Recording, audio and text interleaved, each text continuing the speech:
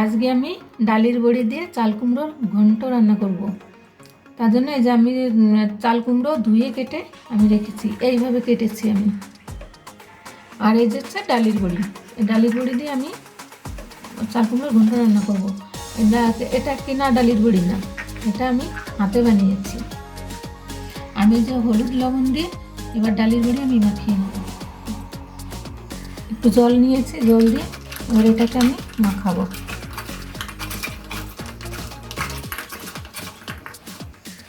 এবার ভাজতে চলে যাব। কড়াই গরম হয়ে গেছে, এবার আমি তেল দিয়ে দিচ্ছি। এবার বড়িগুলো দিয়ে দিচ্ছি।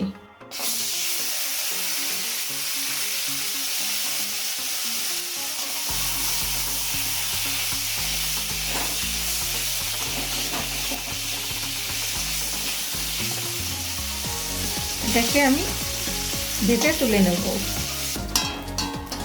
ভাজা হয়ে গেছে, এবার আমি নামিয়ে নিচ্ছি বড়ি।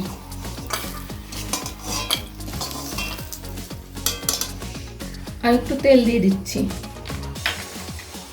একটা তেজপাতা দিলাম, ফোড়নের রাঁধুনি দিলাম।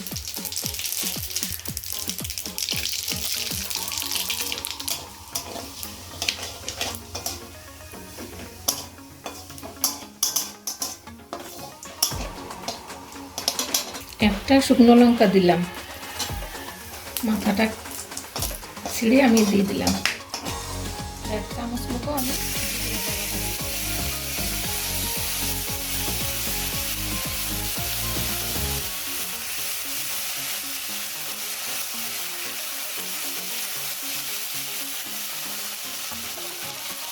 জল না দিয়ে ভেজে নিয়েছি মশলা। এবার আমি চাল কুমড়ো কাটা আমি দিয়ে দিচ্ছি।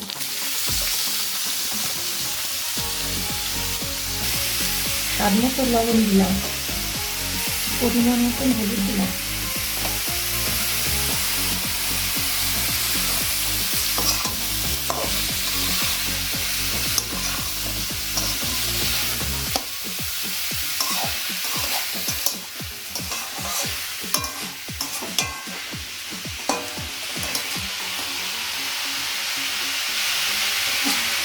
আমি ঢেকে দিচ্ছি।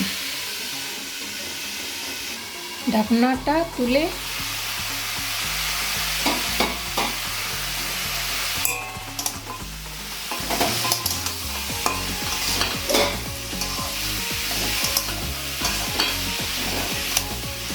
নেড়ে চেড়ে আমি ডালি বড়ি দিয়ে দিই।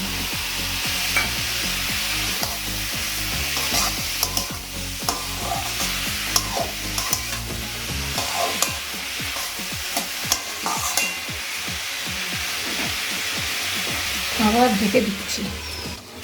এবার আমি ঢাকনাটা খুলে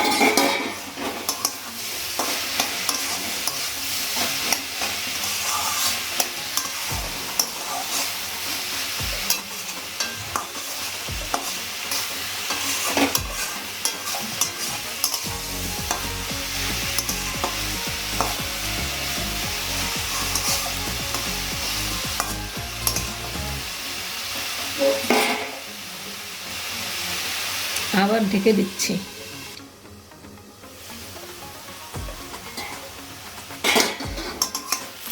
এবার আমি ঢাকনা তুলে নেড়ে চেড়ে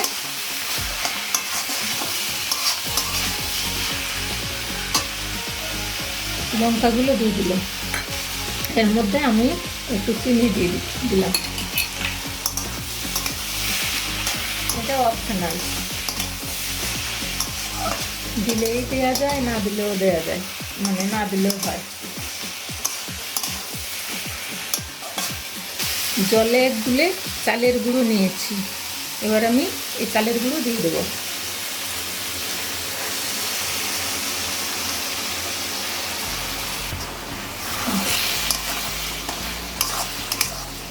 এবার একটু নেড়ে চেড়ে হয়ে যাওয়ার মতন প্রায় হয়ে গেছে এটা।